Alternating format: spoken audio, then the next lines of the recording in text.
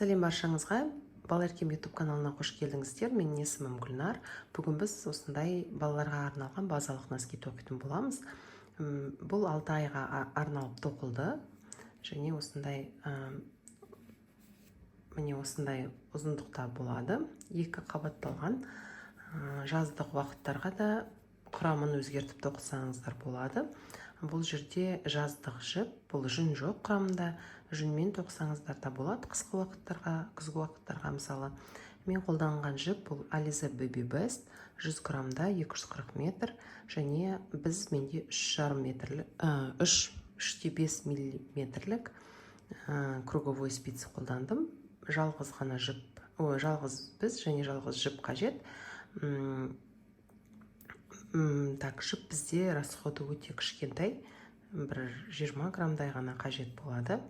Сондықтан менімен бірге тоқыңыздар, әрі қарай толық көрсетіледі. Бұл базалық модельді қалауыңызша узормен әртүрлі өзгертуге болады. Бұл жерде пятка, яғни өкшені базалық қалай шығарамыз, сол туралы айтылады.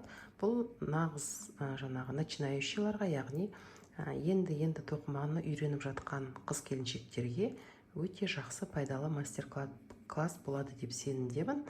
Олай болса, мастер-классты көруді жалғастырыңыз. Болса, 32 ілмек аламыз. 2, 3, 4, 5, 6, 7, 8. Осылай 32 ілмек алып аламыз. 32 ілмек алған соң, мұнаны бұлай ортасына қарай жіберіп, 2-ге бөлеміз. Яғни 16-да 16 болу қажет. Мысалы, 16. Осы жерден 2 бізге бөлеміз. Міне осылай бөліп аламыз, және ұзын жағымен тоқуды жалғастырамыз.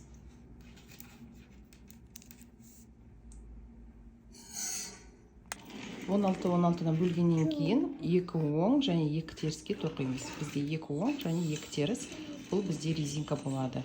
Резинка бізде 20 қатар. 20 қатар тек резинка тоқып шығамыз. 2 оң, 2 теріс. 20 қатар тоқисыздар, содан кейін кездесеміз. Мінекей біз 20 қатар резинка тоқып алдық. Енді 4 қатар тек оңмен ілетін боламыз. Ол үшін мінекей 4 қатар тек оңмен тоқып шығамыз.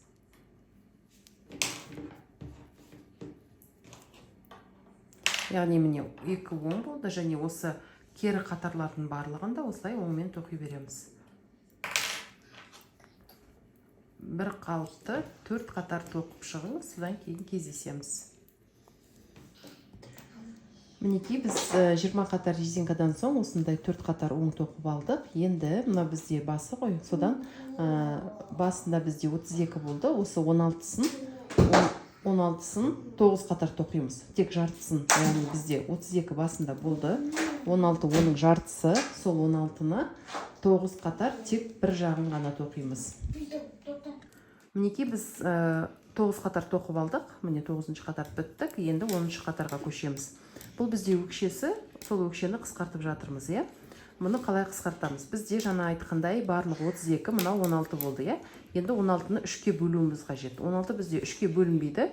Сондықтан ортасына сәл көбірек алып, шетінен санаймыз. Сонда қараңыз, 16. Енді бізде қараңыз, шетінде 5, 2, 3, 4, 5. Мына жақ шетінде 5, және ортасында бізде 6 қалу керек. Міне 6 қалып тұр. Оң жақ шетінде 5, ортасында 6, және сол жақ шетінде 5. Енді қараңыз, мына жерде 5-ден өтеміз. 1, 2, 3, 4, 5, 6 ғой, яғни 6-шысымен соңғысын қысқартамыз.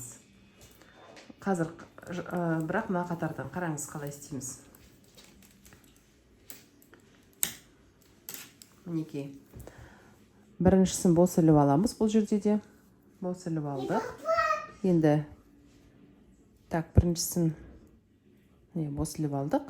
Екіншісін кері тоқимыз. Үшіншісі, төртіншісі, бесіншісі. Енді қараңыз, ортасына келдік, 1, 2, 3, 4-еуін тоқимыз. бесіншісін тоқимыз, және мына жердегі алтыншы мен келесінің жетіншісін, яғни қосып тоқимыз. Қазір түсінікті болады. Яғни қараңыз, алтау қалғанша тоқисыз ғой, міне сонда 1 2 3 4 5 6 алтау қалғанша орталарын барлығын тоқимыз. Міне 1 2 3 4 5 6, яғни алтау қалғанша тоқыдық та, міне екеуін, яғни қараңыз 5 6 5 қып жаңағы бөліп алдық. Енді шеткінің біреуі және ортаңғының соңғысы бірге қысқартылады. Яғни ортада бізде өкшені қысқарту үшін. Енді кері қарай кетеміз. Кері қарай кетемізді, жібімізді былай алып, міне. Так. Тағы да тоқи бастаймыз. Және мына жағында да алтау қалғанша тоқимыз. 1 2 3 4 5 6, яғни болды, міне келдік. Және бұл жерде де екеуін бірге тоқимыз, қысқартып. Міне бірге тоқып тастадық. Сонда мұн жағында төртеу қалды, және мына жағында төртеу қалды. Қараңыздар. Міне, мұнда төртеу, мұнда төртеу, мұнда алтау қала береді. Яғни бізге екі шетіндегі ілмектерді қысқарту қажет қой. Енді разворот жасаймыз, тағы да кері айналып.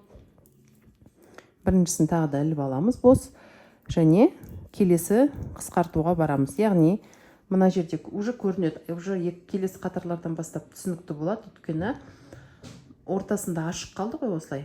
Сосын міне осы шетіне санағанда төртінші мен мынаны қосып кері іліп аламыз. Сөйтіп қысқарта береміз. Міне қараңыз, арасы ашық қалды. Мынаны және шетіндегіні біреуін аламыз. Сөйтіп бірте шетінде ешқандай ілмек қалмағанша, 6 ілмек болғанша жасай береміз. Так, болды. Енді кері бардық. Тағы да тоқимыз, міне. Тоқыдық. Міне, мынау қалды, және мына жердегі екеуін бірге іліп аламыз. Осылай. Так. Осылай іліп аламыз. Так, енді қараңыз, тағы да.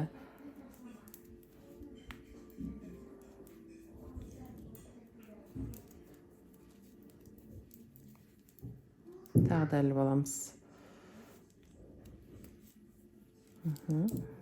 Кері кетеміз. Міне.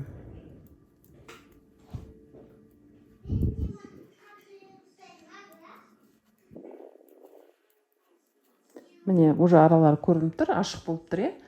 Міне біреу қалды, ар жағында үшеу. Соның міне шетінен санағанда үшіншісімен қосып аламыз. Қосып қысқартып жібереміз осылай. Сонда бізде шетінде бір жағында екеу қалды енді. Осылай до конца. Міне біріншісін алдық. Бос алдық, содан кейін кері ілмектерді іліп алдық. Және міне біреу қалды, мына жағында екеу, яғни мына біреумен мына жердегі біреуді қосып кері ілеміз.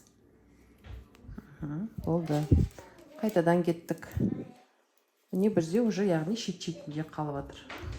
Бітіп жатыр уже, Так, біреу.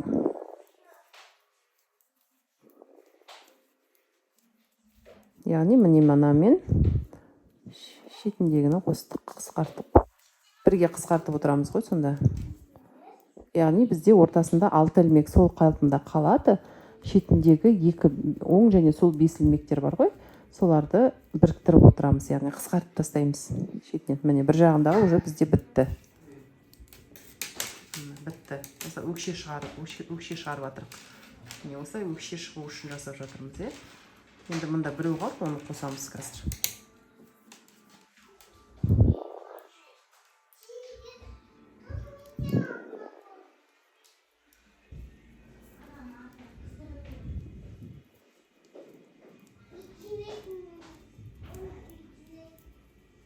Міне соңғысына келді, қараңыздар. Қалды. Міне осы екеуін енді бірге тоқи қоямыз. Болды. Ортасындағы алтау қалды. Енді ары қарай не істейміз, қараңыздар. Ары қарай. Міне бізде нешеу қалды санаймыз, қараңыз. Алтау ғой, ортасындағы. Біреу, екеу, үшеу, төртеу, бесеу, алтау. біз басында бізде жаңа айттық 32 болды, одан кейін 16 қалды дедік. 16-дан мынау жартысынан міне мына 16 тесілмеген тұр, қозғалмаған. Ал 16-дан біз 6 ғана қалды, яғни 10-ы қысқарып кетті. Мына жағынан 5, мына жағынан 5 қысқарып кетті. Енді біз мына жерден екі шетінен міне қараңыз. 1, 2, 3, 4. Так, міне 1, 2, 3, 4, 5. Осыларды мынау жібімізге қосып алу керекпіз жұмысымызға. Яғни қысқарғандарымызды қайтадан көтереміз. Жаңа қысқартып тастадық қой, соларды қайтадан қосып көтереміз. Ол үшін. Так, қай жерден көтерген дұрыс болады? Мен мына жерден бастап көтере берем. Міне. 1. Яғни мынау ортасы бар ғой, міне қараңыз, көрініп тұрады өзі осылай дөңгеленіп. Соны астан өткіземіз. Көрініп тұр міне ілмек. Осы екеуін бірге көтереміз. 2. Бізімізге жинаймыз ғой, сонда айтқанда. Міне қараңыз, көрініп тұр. 3 болды бұл. 4 және 5. 5 міне болды. 5. Енді қараңыз, жаңағы бірінші бізіміздегі 16 бар ғой, соны қосамыз енді. Қосқанда мен бірдей болу үшін қазір міне 16-ны 1, 2, 3, 4, 5, 6, 7, 8, так, 8. Осылай жібере берейін мына жаққа. Так, тартамыз. Енді 8-е 1, 2, 3, 4, 5, 6, 7, 8, 16. Так, енді қараңыздар. Мына жерден де 5 аламыз. Яғни жаңа басында 5 алдық, енді 5 аламыз. Алдық, енді міне барлығын өткізіп алдық. Бізімізде қайтадан 32 болды. Қайтадан 32 болды. Енді осы 32-ні әрі қарай тоқи беретін боламыз. Яғни біз мына жеріне келдік, қараңыздар. Жұмысымызды бұлай тоқып келе жатырып, мына жерге дейін келдік. Әрі қарай міне бізде алғашқы қысқартулар мына жерден басталған. Мен сіздерге санап берейін қанша қатар тоқу керек екендеріңізді. Так. 1, 2, 1, 2, 3, 4, 5, 6, 7, 8, 9, 10, 11, 12, 13, 14. Енді 14 қатар, міне барлығы бізде 32 қайтан қалпына келді, ол басындағыдай 32 болып. Міне өкшесі шықты, қараңыздар. Өкшеге келдік мына жерге. Енді алғашқы қысқартулар шамамен осы жерде, яғни сізге 14 қатар ешқандай қысқартуларсыз тоқып шығу қажет. 14 қатар тоқыңыз осы жерден бастап, содан кейін қайтадан кездесеміз. Ол жерде уже қысқартулар болады. Қалай қысқартатынымызды айтам. Содан кейін қысқартып уже носкеміз бітеді. Мінекей біз 14 қатар тоқып болдық. Бізде бірінші жағында 16, екінші жағында 16. Енді біз қараңыз, қысқарту қажет қой бізге. Мына жерден бастап ақырындап қысқартамыз. Ол қысқарту қалай болады? Қысқаша айтқанда, мысалы қараңыз, сіз өзіңіздегі біздіңізде бар ілмектерді 4-ке бөлесіз. Менде 32-ні 4-ке бөлсем 8. Яғни біз қалай істейміз? Қараңыз, міне 4-ке бөлу үшін 2-ге онсыз да бөлініп тұр ғой. Мынаны 2-ге бөлеміз каждыйын. Общий 4-ке бөлеміз. Сонда 1, 2, 3, 4, 5, 6, 7, 8. Осы жерден сонда 8, 8, 8, 8 болу керек. Енді мен маркермен көрсетпей ақ қояйын. Қысқартуды қалай істейміз? Бірінші қалай былай тоқисыз. 1, 2, 3, 4, 5, 6, 7, 6 тоқисыз. 7 мен 8-ді бірге қысқартасыз. 6 тоқисыз, 7 мен 8 қысқартасыз. тоже 6 тоқисыз, 7 мен 8-ді қысқартасыз. Солай бірге қысқартып көрейік. Міне қараңыз. 1, 2, 3, 4, 5, 6. Енді 7 мен 8-ді қысқартамыз осылай. Так. Қысқартамыз. Так, камераға қарап істеген ыңғайсыз, артынан қарайын. Так, міне. Осылай қысқартамыз. Міне, осылай. Енді 1, 2, 3, 4, 5, 6, 7 мен 8-ді қысқартамыз. Так.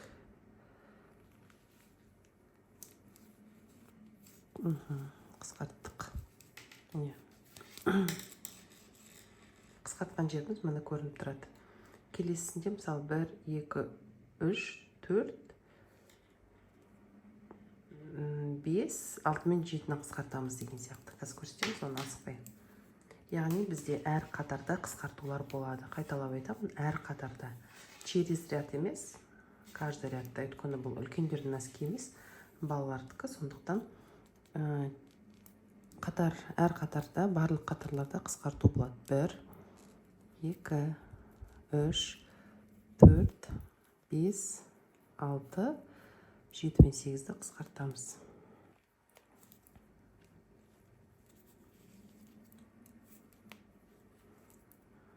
1, 2, 3, 4, 5, 6, 7 мен 8-ді қысқартамыз. Осылай. Так. Бірінші қатар болды, екінші қысқарту қатарында 5, сосын 6 мен 7-ні деген сияқты. Қараңыз. 1, 2, 3, 4, 5 қойы. Енді мына жерде алдыңда қысқартылғандарымыз тұр. Яғни міне мына екеуін бірге қосамыз. Яғни 5, 6 мен 7 қысқарады. Міне 1, 2, 3, 4, 5, 6 мен 7 қысқарады. Келесі қатарларда 1, 2, 3, 4, 5 пен 6 қысқарады. Одан кейін 1, 2, 3, 4 пен 5 қысқарады деген сияқты. Соңында бізде 4 ілмек қалғанша жалғастырамыз. Яғни мына жерде мына бөлікте біреу, мына бөлікте біреу, мына бөлікте біреу. Яғни 4 бөлігімізде 4 ілмек қалғанша қысқартуымызды жалғастырамыз.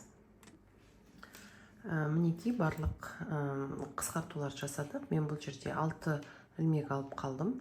Негізі тағы бір рет қысқартып 4 ілмек алып қалсаңыздар да болады. Бірақ бұл жерде 6 ілмек те жарайтын сияқты. Өздеріңіздің еріктеріңіз бұл жерде. Енді және ұшын қиып тастадым жіпті. Енді қалай істейміз? Енді осындай крючокты аламыз және осылардың ілмектердің әрқайсысынан жаңағы жіпті өткізіп отырамыз.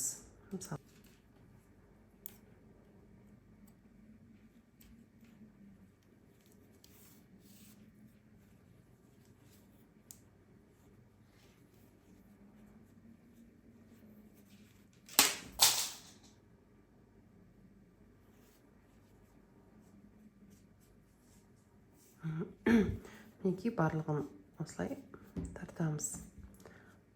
Кішкене шүкір болады, ол ештеңе етпейді. Кері жағына қаратып бізімізді кіргіземіз да мына жерден.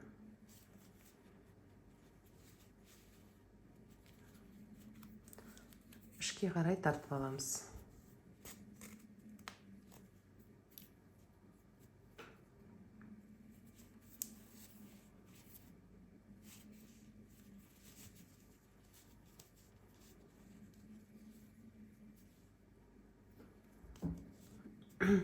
Мінекей осындай болып шығады носкиміз.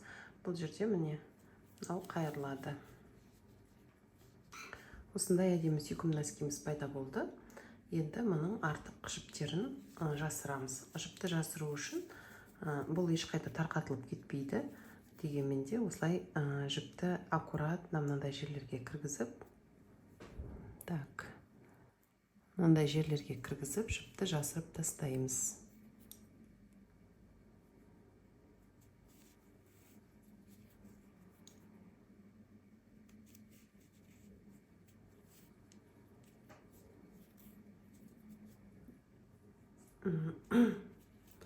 Және мынаны қиып тастаймыз.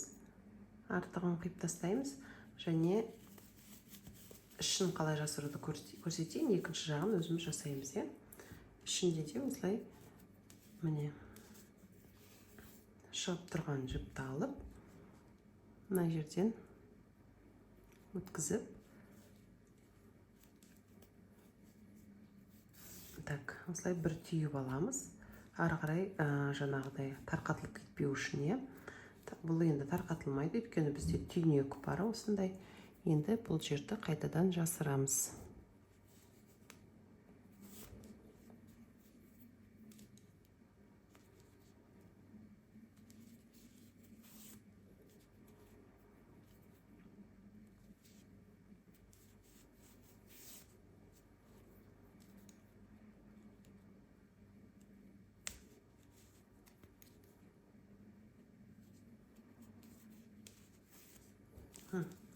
Осылай жасырып тастадық. Енді бұл жіптерді қиып тастаймыз.